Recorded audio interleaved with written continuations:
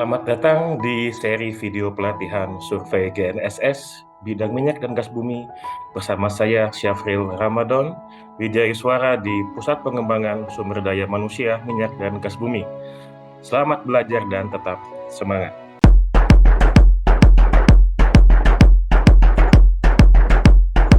Setelah pada video sebelumnya kita membahas metode penentuan posisi dengan GNSS menggunakan metode single point positioning, kemudian metode diferensial baik post processing maupun real time.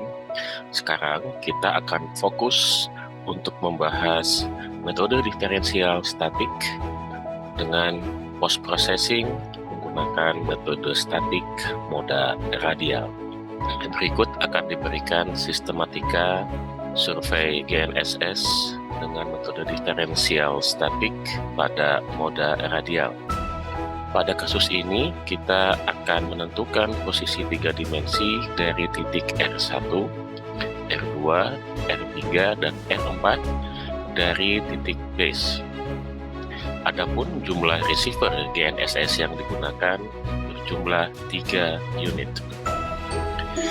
Sebelum memulai kegiatan survei, kita harus buat perencanaan terlebih dahulu.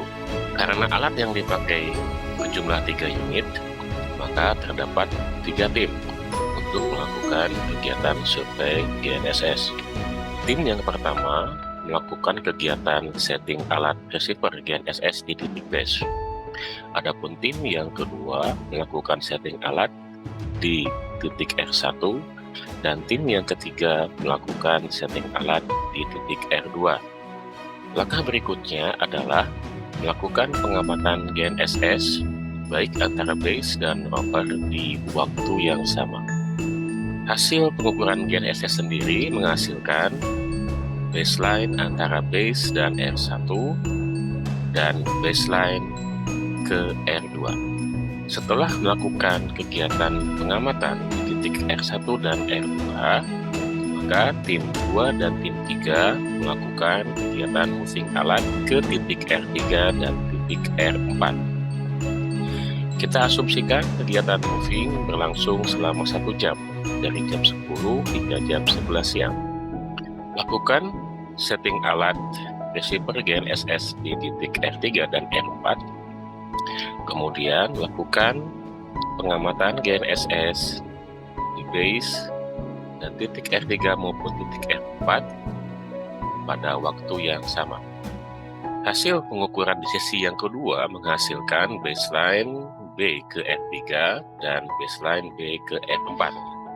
Setelah melakukan pengukuran, lakukan download data baik di receiver GNSS di base maupun receiver GNSS di titik R1, R2, R3, dan R4.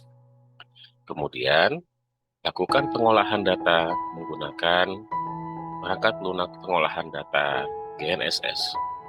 Berikut diberikan sistematika pengolahan data GNSS menggunakan perangkat lunak GNSS.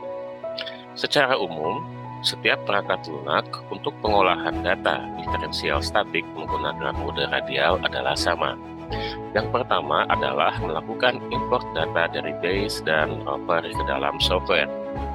Perlu diingat, apabila receiver GNSS yang digunakan tidak sama dengan perangkat lunak yang digunakan, maka lakukan perubahan format data menjadi format Remax agar data GNSS pada receiver bisa terbaca oleh perangkat lunak. Namun apabila perangkat lunak yang digunakan sama dengan receiver GNSS, maka tidak diperlukan perubahan format data. Kemudian lakukan setting datum geodesi dan sistem proyeksi yang digunakan sesuai dengan kebutuhan dan lokasi survei. Langkah berikutnya adalah dengan melakukan editing data di base dan rover, seperti nama titik maupun tinggi alat. Setelah itu, masukkan data koordinat di base sebagai titik ikat. Seperti yang sudah dijelaskan di video sebelumnya, koordinat di base didapatkan dari hasil pengukuran GNSS terdahulu. Langkah berikutnya adalah dengan melakukan processing baseline. Apabila hasil yang didapatkan sudah memenuhi ketelitian pada setiap baseline, maka kita sudah langsung mendapatkan data koordinat 3 dimensi setiap titik rover. Namun apabila ketelitian data setiap baseline dari hasil processing baseline tidak sesuai dengan ketelitian yang diharapkan, maka lakukan editing data satelit dengan menghilangkan data satelit yang mengalami cycle slips. Setelah itu, lakukan kembali processing baseline. Lakukan hal ini hingga mendapatkan ketelitian data yang sesuai dengan kebutuhan. Untuk kemudian didapatkan data koordinat 3 dimensi setiap titik. Kegiatan pengolahan data yang lebih detail dan langsung pada perangkat lunak dapat dilihat di kanal YouTube Syafril Ramadan dengan menggunakan perangkat lunak Trimble Business Center. Selamat belajar dan tetap semangat.